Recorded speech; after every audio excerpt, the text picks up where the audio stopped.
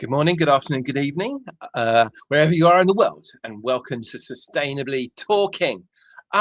Just as we were about to go live, I was just glanced at LinkedIn and I saw an AI video superimposing world leaders onto the faces of football players, which I found myself watching that. Anyway, welcome to the show today.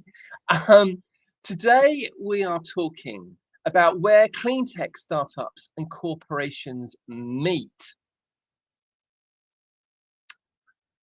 It's just a toy. What?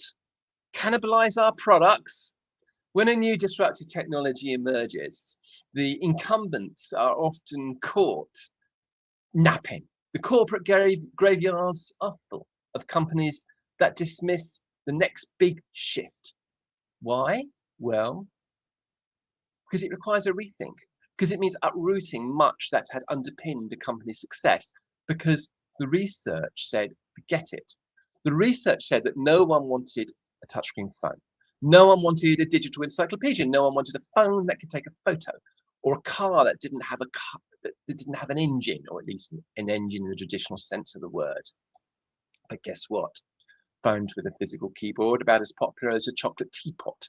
We take more photos than ever, but with our phones. And European car makers are left playing catch up as Chinese EVs leave them grasping for breath.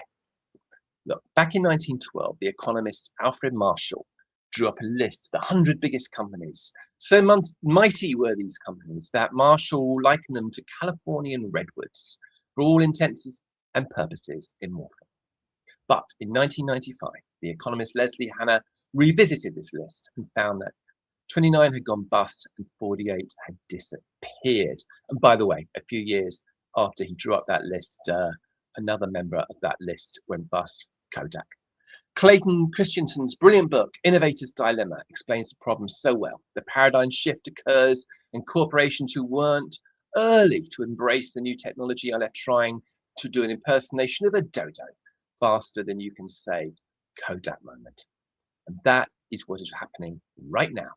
Whilst the world turns its attention to AI, climate change looks set to ravage the economy. Businesses who aren't ready will leap into the corporate graveyard. They need startups with their flow of ideas, the lifeblood of a corporation which wants to remain relevant. But guess what? Startups need corporations too. They need their support, their funding, their partnership. It's a marriage that must be consummated. So today, I am joined by Emin Askarov. Hello, Emin. How are you today? Hi, Michael. Okay, good to hear. Good. Thank you for having me here. It's our pleasure.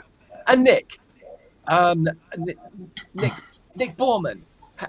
So Emin is an expert on clean tech startups, and Nick is a senior advisor focused on affordable corporate decarbonation. Hello, Nick. Yeah, hey, and hi everybody, and yeah, great to be here and looking really much forward to the discussion. Okay, well, I'm just going to play some music and then we'll be back.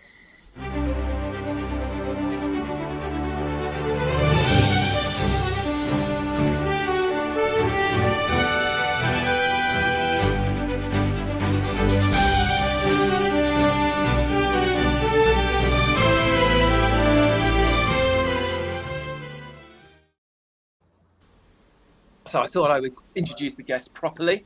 Emin Askarov is a Paris-based independent clean tech advisor specializing in scaling hardware, clean tech, and strategy. He's an expert on scaling technology.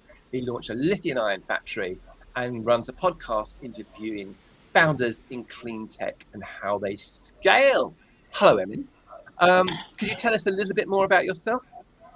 Yeah, thanks, Michael. I've been over 20 years in energy now, and in, I would say, 5 startups which were my own. 1 I'm advising now, and of those 5, 2 failed, and 4 were hardware.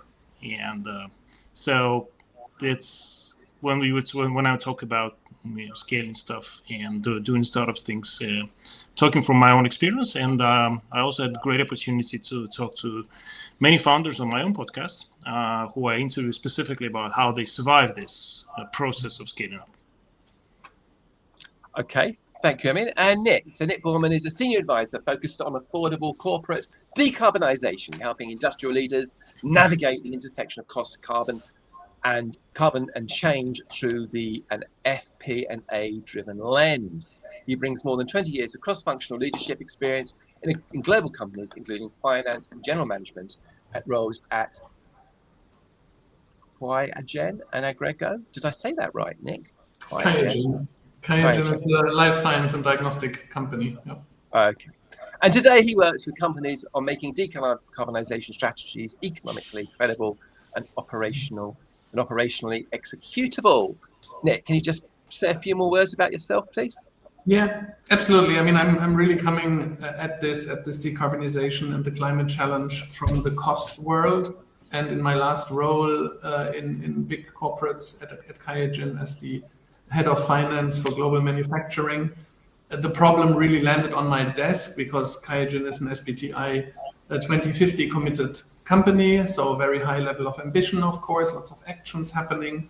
And so on my desk landed and also the question personally for myself, how much will this cost? What does this all entail, right? How easy is it to implement for a company like Qiagen? And that really got me started and hooked me 3 years ago. And if you come from the cost world, right, and you enter the world of carbon, which has a lot of parallels, then all kinds of questions pop up, and then you meet very interesting people like yourselves along the way.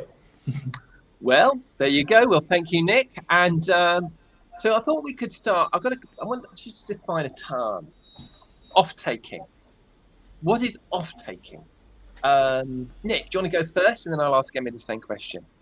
Yeah, it really comes from the world of startups, and before you start constructing and building your first commercial manufacturing plant, it would of course be great if you would have pre-sold part of that output already to a corporate that needs it.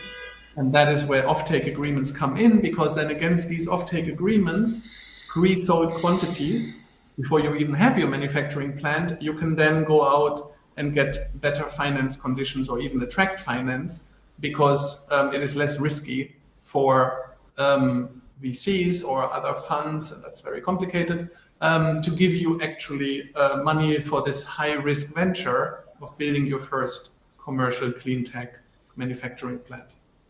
Okay, thank you. And Emin, anything to add to that on what F-taking is? Yeah, I mean, I'm not claiming here I'm right, like really right. I'm just maybe less wrong. Is my view that came actually from energy and contracts like power purchase agreements, which probably you all guys are familiar with, where you have this long duration contracts, usually from the state, that promise you to pay for your whatever output you're making, like usually kilowatt hours. And you get those contracts, you sign them before you actually build anything, and then it gives you long-term visibility for your output, and that makes financing and deployment much, much easier. And that concept, when applied to startups in hardware, it's just the same way of alleviating risk of the future with your future cash flow. So you might not have one offtake, you could have several. I mean, I've signed a few offtakes in my lifetime, and the biggest one was in power, but which is 100% of my output is guaranteed. But in, say, automotive and batteries, the biggest one I had got like 40% of my potential output. So yeah, it is the key thing for hardware startups to have. Okay, so I understand you believe that for a startup, survival is the key. At least the next few years, it's all about surviving. Can you just explain a little bit about what you mean by that? Yeah, I mean, well, startups like fighting for survival every day. Every founder can tell you. Any point of the life, they're fighting for survival. They don't have the cushion. You don't have, this lots of money to keep them running, even if they're not succeeding. So they do fight for the survival every day. But I think this year and the next few years will be especially hard, just because the macroeconomics shifted a lot. So we don't have money flying around as cheap as they did before. Well, they do fly around, but the destination of the flight is AI rather than hardware, and rather than sustainability or climate tech. So this is one. So we do have this kind of cash crunch coming. We have a certain resentment in the market with sustainability agenda, with clean agenda. I mean, people in US will tell you that for sure. But even in Europe, in some places, you see that pushback. I mean, it started, I think, 2 years ago was pushback against green premium, which was viewed as essential before, and now it's not. It's now essential not to have it. So you're more and more we see green startups lose that, kind of special treatment, I would say, which they enjoyed before, and now they're forced to compete like everybody else, and but they don't have the narrative anymore. That's why. I think that's why surviving the next few years will be harder. Okay, so it's a tough few years ahead. All right, so you often hear the phrase when a corporation is resisting a new technology, what? Cannibalize our own product? You're hearing it now, I think. In the UK, we are dumbfounded by how the UK is not embracing North Sea oil. It feels like embracing wind is like the UK is cannibalizing its asset, North Sea oil. But someone once said to me, a corporation must cannibalize or be eaten. Nick, is that true? And can you give examples of corporates supporting startups? Well, I mean, I think for the decarbonization, I mean, of course, it depends on the specific situation, but I think the main challenge in corporate decarbonization is if I am a corporation and I, for example, sell products where you have lots of plastics, then where do I get my green plastics, my decarbonized plastics, for example, right? Drop-in plastics or whatsoever. So that might not cannibalize my product, except if I am losing performance, right? If the fossil plastic gives me performance characteristics that I cannot match and that are customer critical, and then of course I will have grand difficulties because then I don't want to cannibalize my product. So I think there is definitely an angle here when it comes to product performance, but maybe drop-in plastics, if they should become available in the future at good prices, don't have that problem, and then maybe there is no conflict of goals, but definitely something to watch out for. Okay, thank you for that. So if you were the CEO of a large corporation, say in the UK, it'd be the FTSE 100, or in the DAX index, and if you were advising that CEO tomorrow morning, what are the 3 things they should do in the next 12 months to make sure they don't miss the next wave of climate innovation, do you think?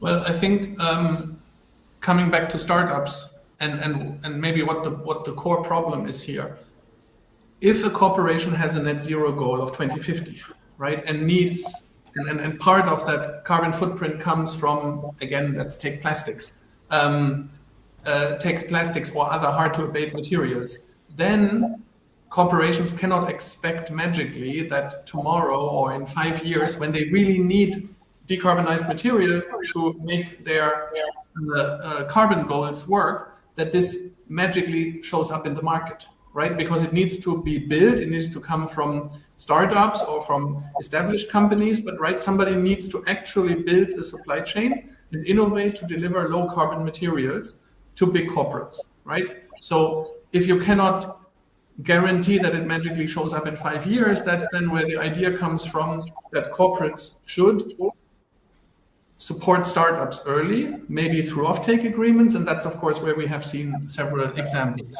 plastics, sustainable aviation fuels, and so on. So if that's the challenge, then I think there are 3 really important factors for big corporates to get right. Number 1, the purchasing department, right, is absolutely critical, and the level of knowledge and the processes and what the purchasing and procurement department does, because they look at suppliers and also deeper down into the supply chain, right? Number 2, the business development departments of big corporations have then a completely new challenge not just looking into their normal, who can we buy to grow our business, but also what startups can we support to make decarbonization work. That is a totally different challenge and area of knowledge for the business development folks, should they be getting involved. But for example, we have one interesting partnership between Bayersdorf, a German, cosmetic company is probably not the right word, and a Swiss startup called Dipoli around plastics recycling, right? So that, for example, would have meant Bayersdorf business development would have needed to grow and step out of their usual frame to actually understand how to support a startup for raw material, not just to buy a startup to expand their business. And number three, I think also sales is really important, that the sales department is knowledgeable about climate and carbon, because they need to talk to their customers to understand if there is, and what's the willingness, for example, of customers to accept a price increase. Should there be a green premium to be shared, right? Or what performance and how important is it for customers to also get better or decarbonized materials, right? So what's the customer sensitivity? So I would say really the knowledge and getting climate and knowledge embedded into procurement, business development, and sales is really, really the critical first step. Okay, thanks for that, Nick. So, Emin, can we just drill down a little bit about these cash flow problems that startups in the green tech space are having? Why is it such a particular issue at the moment? And there are things, going down in the Strait of Hormuz, which actually called quite a few wealthy funds out of Middle East, the super funds, who actually bankroll about 40% of all this venture capital thing in the world, just to say we just might, call in force majeure. And even if they don't, it just means everybody down the food chain frees up and they wait while the things get better. And that may take a long time. And I mean, so it's just so much pressure on all the cash in the world. So all these AI companies, or kind of AI companies like SpaceX, trying to suck out, there's a giant sucking sound in the market. Sucking out all the cash that there is available with all the tools available. And while at the same time, people trying to hold on to the cash. Say, oh, no, this is going like really, really bad.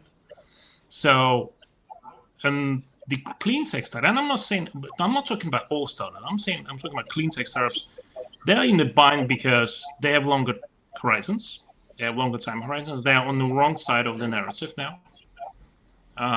And they are basically just, probably a lot of them have already passed that, or that I've seen in battery space, for example. And in hydrogen is the same. And I think in e-fuels is the same. So they passed that stage where they didn't need a lot of cash, didn't need a lot of capital, because they were still working on this, like prototypes, laboratory verification. Now many of them are going for pilots, first of a kind, and or even nth of a kind facilities. And these require lots of capital, like lots of cash. And they cannot find it. So I think that's critical. And the only way they can, and this is like where I can try to make a link to what Nick is saying, is basically if they have an offtake and they can go to a corporation and say, well, how about you give me an advance payment on that? And here I would like to Nick, maybe just push back a little on what you said, because I think none of the teams you mentioned would actually do anything with any corporate startup unless there is someone in the strategy department in the corporation say, okay, we really got to get this. And I'm just going to get the CEO approve that your guys in this department, your annual bonuses, your KPIs are tied to meeting these milestones, which they cannot meet without actually going and getting, support from the startups. And that's the only thing they actually, will get out of the chairs and pick up a phone and actually go talk to a startup, not just for fun, but to actually sign something. Okay, all right. So why, if is in the corporation's interest for startups to provide the life, the flow of blood, if you like, that they need. Emin, and we can come back to this with you a bit later, Nick.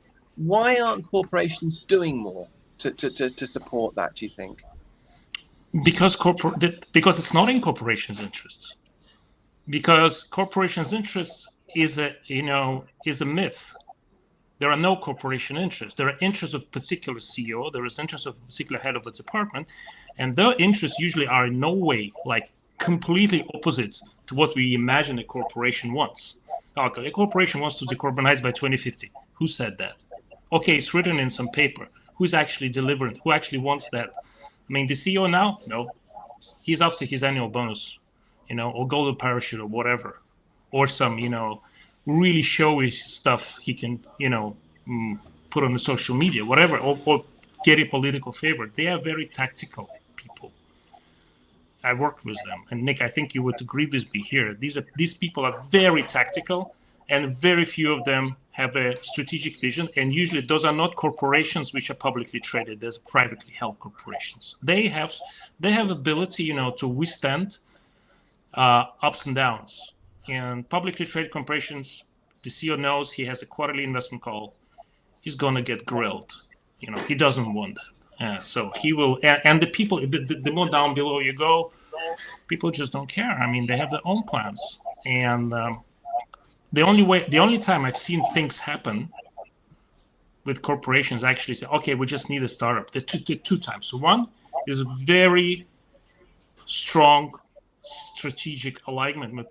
By strategic alignment, it's like a consultant speak. What I really mean is that they at the top they say, okay, 5 years we gotta have like 20% sourcing from startups, or 20% income from new products, or 30% income from new one. We don't give a damn how you do it. You do it. This is one, and the second, when they say, okay, we kind of think like EVs are good, or something else is, or sustainable fuels are good for the future. We're not sure if it's going to work, so we're just going to put it in a separate company, give it money for 3 years, to run for 3 years, and we forget about it. If they survive, if they swim, it's good. If they sink, that's the problem. That's only 2 times it works. I've never seen it work in any other way. Okay, Nick, I'm seeing a lot of body language from you there. I have a feeling you wanted to say something. Yeah, no, I mean, I think, look, I agree, of course, with you, Emin, that it will appear, and it does appear like that. I think there are a lot more people, a lot more CEOs that do care, right, within corporates. However, I think it's also the chicken and egg problem, right, and the problem of trade-offs. Because if it would be easier to buy low carbon materials, sustainable aviation fuels, plastics at a lower green premium, corporates would move a lot quicker, right? Because the pain of doing so would be a lot less, and then the care can be translated. And you're very right, by the way, that of course family-owned businesses might have a much easier pathway than publicly listed corporations that have quarterly earning calls. So all of that totally agreed, but I think it's that chicken and egg problem. And now what's going to be interesting in the next years, right? Is the new corporate standards like SBTI, Science-Based Target Initiative, has just launched the version 2 standard with the theme being from ambition to action, right? ISO is going to launch a net zero alignment standard, right? So I'm curious to see how in the next years corporations cannot claim so easily that ambitions and that they're going to do something, but they have to actually go into action. So right now, I agree, we are in a very, very difficult phase. I'm still more optimistic on the future, that there will obviously, the pressure will come back and increase, and the standards are tightening. And then we will have more corporates taking more action that will be very visible, or that should be very visible also in the startup ecosystem. Okay, so Emin, can you think of any examples of startups that really do have concepts, ideas, products that are of relevance to a corporation? Absolutely. I mean, I'm not sure. There is one startup I definitely know which just got a unicorn valuation in UK, by the way, but I'm not sure I can talk about that openly. But I would then use. Let me give me my own example because that's one I can kind of vouch for. The other startup I'm looking at now haven't yet, demonstrated that that's actually happened. So in my case, for example, I had to I was trying to sign an offtake for 4 gigawatt hours of batteries, from a new plant that was in Russia, and so I went to the largest Russian manufacturer at that time for trucks, Kamaz. I said, "Would you like to buy my batteries?" And they say, "Of course. If they are the same price as CATL batteries, I would definitely buy them." That's coming back to a point, Nick, about the premium. And I had a lot of green premium. I wouldn't call it green premium. It was like manufacturing experience premium because we didn't know how to do that. So I expected this is what kind of BMW Northvolt situation.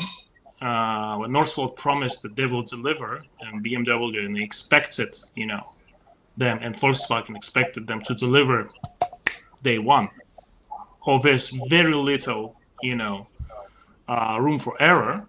And when that did happen, and that, of course, anybody who worked in the batteries would tell you that wouldn't happen, and that didn't happen. And so they pulled the rug from under Northvolt immediately.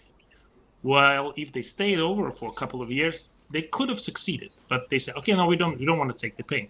In my case, I was able to inflict pain in the sense on Kamaz just by, pulling in all the government on them and saying, "No, guys, you're selling electric buses to Moscow at insane prices. Maybe we should just probably, bought Chinese electric buses, which are 3 times cheaper." So in the end, I just used political maneuver to force them buy my first 5 years of batteries at like 3 times the price of China. So it is, when your product is going to be more expensive, and if you cannot utilize leverage like that what I see now is companies like in battery space, they go say, "Okay, who can pay us a premium?" Like drone manufacturer can pay us a premium. Drone can pay because their product is much more expensive. They can afford to pay 5 times the Chinese price. And yeah, they do, or they cannot get this product from China or something else. This is what I see. So you actually go by the book you mentioned at the beginning, Clayton Christensen's book, the Innovator's Dilemma. You find a niche where they're ready to pay you a premium to be the first. And he was writing not about climate, he was writing about general technology. So that also works for climate. Okay, thank you for that. So Nick, what do you think the biggest mistakes clean tech founders make when they're talking to large corporations? Well, would be curious to hear also, your views, of course, but I think probably unrealistic timelines, which I think is not just, of course, startups, also happens in corporations all the time, but I think timelines that are too aggressive will probably not help at the end or in the second phase of the corporation. And having a bit more realism, how long it does take to build a manufacturing plant, to produce output that is like consistent and at scale, right? Because you will have scale up difficulties, and therefore, like your first batch of production might not meet quality specs, and then you need to still go through that industrialization process, right? That is of course different from the lab, and if the timelines are not clear, right, then you might end up with corporates having made press releases, right, that they then need to roll back, and all kinds of difficulties. So I think having really a longer term outlook that this will take time, right, and that this will take years to scale, will really be valuable, I think. Okay, thanks for that. So Tim, I'll give you the opportunity to come back on that one, but I also want to ask you to do a bit of crystal ball gazing. So looking 5 years ahead, Which clean tech sectors do you think will surprise people the most? And what are the overlooked opportunities, do you think? And please, if you want to add anything to what Nick said, do. Sure. Yeah, actually, I want to back up Nick on his last point on. Well, I think it's actually 2 points in one, which is like I would call expectations management. So that's crucial, absolutely crucial. And startups are prone to overselling, especially to corporates who they see as a lifeline. But I would add to that, one of the biggest mistakes startups I've seen made is that they misread the incentives of the people they talk to, because they come and say, okay, you're this big corporation, you have these targets, business targets, sustainability targets, I can help you meet them. But the guy sitting across them, he has completely different targets. They're written in his KPI sheet and he doesn't show it, and you never know what they are at the beginning. It's not clear, so you assume he kind of works for the good of the corporation. That's almost 99% never happens. So that's why they get stalled. They get, sent on a wild goose chase across all the corporate corridors. So the challenge for startups is always to find the right person to guide them through the corporation, to guide them through all these corridors to the decision-making machine. And that's the corporate champion. And there were research papers on that, that prove this. I can even find, links to that research. Maybe we can drop here in the show notes later. So that's what I would like to add to Nick's. And coming back to your question, Michael, on the 5-year, in cleantech, heat. I would watch heat decarbonization. That comes really, really close. There's so many technologies working on heat, and they are all running their pilots, the demos, the first of a kind. And heat pumps are one. They're already being quite, well developed and spread, but there is industrial heat decarbonization. I think it's going to be big. It will not be visible because it's all behind the scenes. It's all, at some big corporations, tucked away somewhere in places people don't have access to. But that's going to be big. I don't believe SMR. I don't believe in hydrogen. That no e-fuel is going to happen in the next 5 years. Maybe 10, but not 5. No, not. And none of those, nuclear stuff will also happen next 5 years. But heat will definitely come. All right. So you think heat is going to be hot? Oh yeah. All right. Can we turn to the supply chain? So after the Ukraine crisis broke out, we saw a lot of emphasis on the supply chain, and it kind of emerged that corporations didn't really know their supply chain that well. Sure, they knew who their suppliers were, but they didn't necessarily know who the suppliers to their suppliers, or the suppliers to their suppliers to their suppliers were. I call it KISS, know your supplier's supplier. But it seems to me it's still a problem. Have they learned their lesson from this, Nick? That's a very broad question, but I think probably not enough, given that I think too many procurement teams and purchasing departments are probably not yet resourced enough to understand decarbonization at the level that they need. Look, I think the scenario here is, and I know it's probably very, very far away, but what if in 5 years, political sentiment due to whatever event and pressure has completely turned, and there is, it sounds like a near miracle, that there is an agreement, binding agreement on a global CO2 price and tax, right? And just imagine that all emitting materials at the raw material level, and everybody agrees that we need to now do this. So fine, we start with a CO2 tax of $200 per ton or whatever, right? What will happen the next day? The next day, all the companies affected, the raw material suppliers, deep in the supply chain, will phone their customers to say, hey, there's now a $200 tax on the carbon emissions that I do. Now I would like to obviously increase the prices, otherwise I'm bankrupt. Okay, so then the first tier of the supply chain will agree that there will to be like some kind of burden sharing and fairness, and then this customer that just agreed is going to phone their customers and then it goes on and on and on, right? And then there's going to be a huge discussion on who is actually paying for what in the value chain, and that is then going to happen as a let's call it a one-off huge pressure event. So I think the challenge for all companies is to say, do they understand their supply chain, and can we do it any other way? Because the world of SBTI, of standards, of what we are doing right now, I believe is trying to get to the same result: decarbonization in the value chain, cooperation in the value and supply chains, without having such a instrument like a global CO2 tax. And for that, you really need to understand the value chain. And it's very difficult, right? And that's what I think we are also stuck in the decarbonization space, because we're trying to do this all without this very clear CO2 price signal that then hits at the bottom of the supply chain and can flow upwards, and then can lead to all the innovation, right?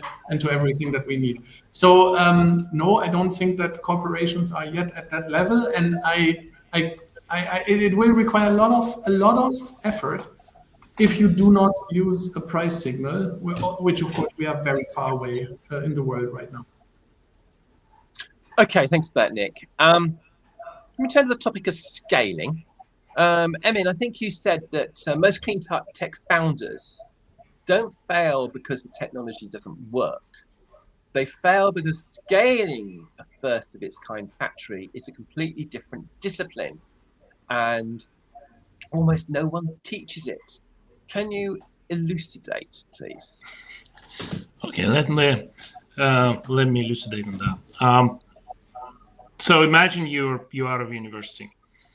You have this brilliant idea, whatever tech you have, and you develop it in the lab. There are like 5 of you guys there, and there's some mentors, there are some academics who help you out, and so you get a grant, 2, then you raise maybe some angel money, and then you get, okay, now it works. And like a couple of years later, it works, you prove it, and you start getting interest from corporations. And corporations, okay, fine, we would be ready to buy that product from you, at scale, but please prove that it actually works at scale. And if you're at that background, you probably would think, oh, then the hard part is over. Now the easy part, I can, the machines are there, I can just buy them, put them together, maybe hire some people who have this experience, and they're just going to be built. And that's not how it happens. Actually, at this moment, you're transitioning from a science founder to a manager, like a crisis manager or whatever, who has to build systems from scratch. And by systems, I mean how you build your supply chain management, who you select, how you manage your suppliers, how you verify them, how you not get screwed over by your suppliers, which happens all the time. And then how you make sure your team, which your brilliant team you hired, doesn't, fall apart because of infighting and people being burned out, or just, not understanding what's going on, and just couldn't get the right document because there is no document management system, or they don't understand clear lines of authority. And you are overwhelmed by all of that. I'm not talking about investors now, getting clients. That's all part of the game as well. But suddenly you realize that 10% of your time is now devoted to actual product, and 90% of your time is devoted to organizational building. And you never thought it would come to it. And you thought maybe I could hire someone who did that. But most of the people, okay, he's a CEO like a big company. But he grew in that company, became a CEO when the company was already big. And he had all of the resources at his disposal. And if he goes to the startup, he has no idea how to actually build a company, because he used to run on those systems that existed. He never built them. Because I had to build systems like 3 times from scratch. Each time it was a challenge. And because they're all different companies and stuff. And now I'm helping another startup. This guy, how you build systems. And I don't see even like business school. They don't teach that.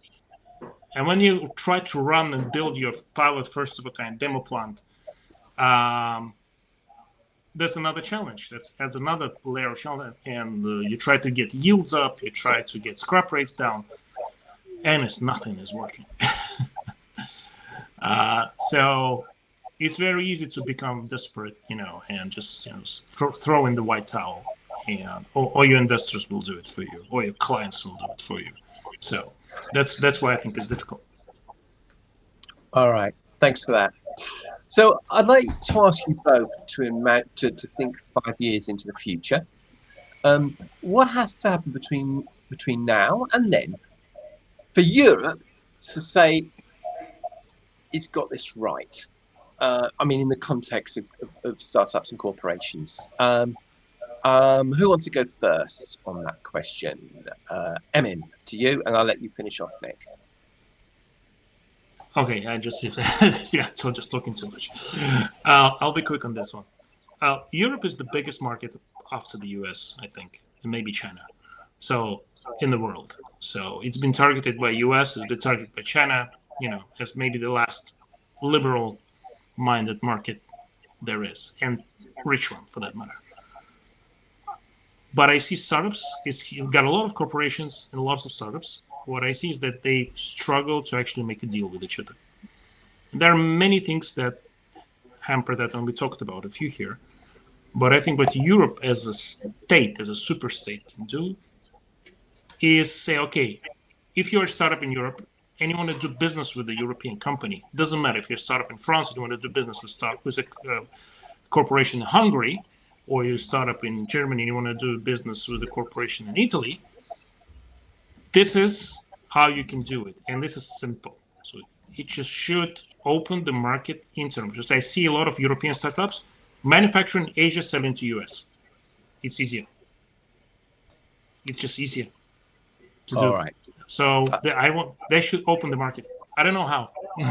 But Okay. All right. Thank you, Emin. Nick, I'll leave the last words with you. Thank you. No, I mean, for me, actually, the answer is pretty simple and maybe too simple. But the European Union has written the Net Zero Industry Act, right? That's a piece of European frame, regulation, whatever you want to call it, and measures that should happen. This really needs to happen. Like, if we are looking back in 5 years, we should ask ourselves the question, are we impressed? Are we impressed by how the Net Zero Industry Act has been implemented? What it has done for the ecosystem? Did it really make a difference? And I'm not too bullish on it right now, but that would be if I just would take one proof point, I would put that act and I would say, did it actually make a difference for all of us? Yes or no? And what did can we for once implement a good idea by the European Union? Yes or no, I think is really the very first question to ask. Well, that would be something, wouldn't it, to actually implement an idea from the European Union? Well, thank you very, very much, guys. Thank you, everyone, for joining us, and see you all again next week. Thank you. Super. Thank you. Thank you.